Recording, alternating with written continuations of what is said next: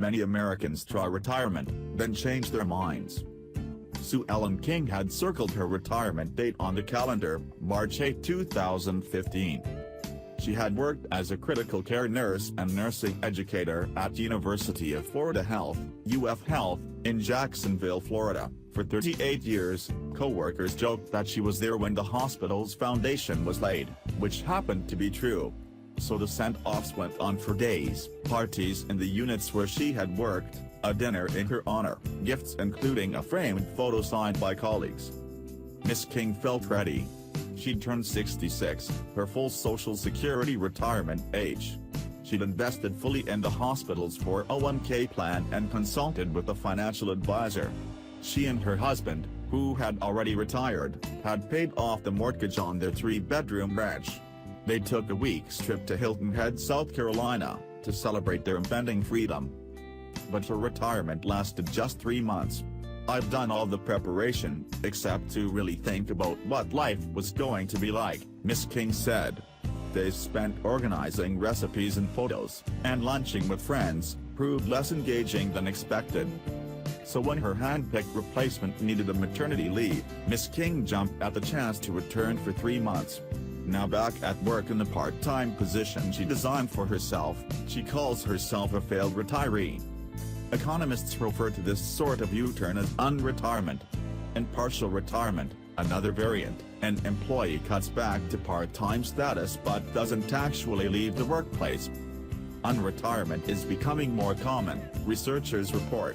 A 2010 analysis by Nicole Mestas, an economist at Harvard Medical School, found that more than a quarter of retirees later resumed working. A more recent survey, from Rand Corporation, the nonprofit research firm, published in 2017, found almost 40% of workers over 65 had previously, at some point, retired. "We definitely see evidence that retirement is fluid," said Kathleen Mullen, a Rand senior economist and co-author of its American Working Conditions Survey. "There's less of the traditional schedule, work to a certain age, retire, see the world. We see people lengthening their careers." A Pew Research Center analysis of data from the Bureau of Labor Statistics supports that observation.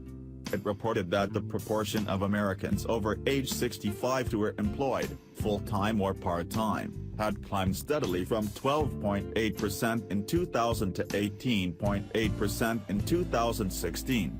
More than half were working full-time. Even more people might resume working if they could find attractive options. We asked people over 50 who weren't working, or looking for a job, whether they'd return if the right opportunity came along, Dr. Mullen said. About half said yes. Why go back to work? We hear endless warnings about Americans having failed to save enough, and the need for income dismotivates some returning workers. But Dr. Mestas, using longitudinal data from the National Health and Retirement Study, has found that the decision to resume working doesn't usually stem from unexpected financial problems or health expenses. It looks like something people are doing intentionally, instead of an "oh my god" response. "I'm running out of money, I have to go back to work," she said. It's much more about a choice. Longer lives, better health and less physically taxing jobs than in previous generations help provide that choice, Dr. Mestas pointed out. You hear certain themes, a sense of purpose. Using your brain, she said. And another key component is social engagement. Earning money, while welcomed, rarely proved the primary incentive. Michelle Wallace, who lives in Broomfield, Colorado, learned about purpose over 20 frustrating months. After decades in telecommunications, she said, she retired abruptly from a project management position in 2013, when her workplace turned chaotic and hostile. She'd saved enough to feel economically secure. But without a job, I felt like I was free-floating, bobbing along on the ocean, she said. I felt very ungrounded. Friends noticed her becoming more reclusive, her doctor increased her antidepressants. In 2015, she took a part-time job with a small business that supports government researchers. Now 69, she has no interest in retiring again. As long as somebody wants me, I have a lot to contribute, she said. Most retirees who returned to work told researchers they had long planned to re-enter the workforce. But among those who expected to remain retired but then changed their minds, Dr. Mestis has identified a subgroup going through burnout and recovery. Some people have a lot of stress, pressure and physical demands in their jobs, she noted. Their interactions with people at work could be strained or hostile. After a restorative break, they can find work that suits them better. Donna Christian, a social worker in Oakland, felt crushed by her workload at a county child protective services agency. She retired at 63, because the job was killing me. For 18 months, she gardened and biked, took pottery and quilting classes, felt lonely but figured she would adjust. Then a chance conversation at the local senior center turned toward work. It hit me like a thunderbolt, how much I missed social work, she said. That's who I was.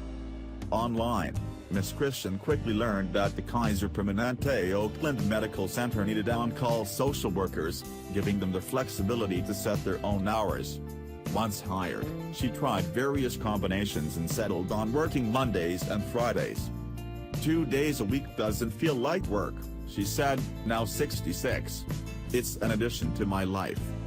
Researchers note that older workers have different needs.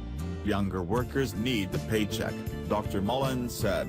Older job seekers look for more autonomy, control over the pace of work. They're less concerned about benefits. They can think about broader things, like whether the work is meaningful and stimulating.